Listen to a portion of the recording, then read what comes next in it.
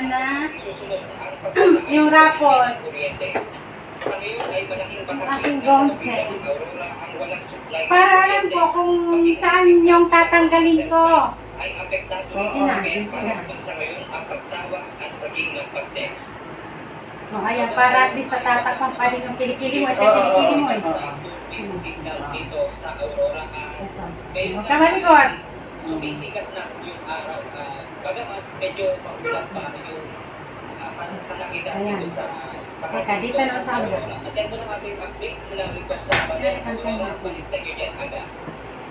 Maraming salamat, Benedict Samson.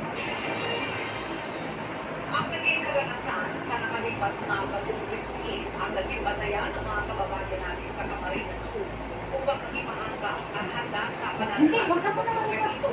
Dahil dito, ayon sa lokal na pamahalaan ng lalawigan, mula silang naitala ng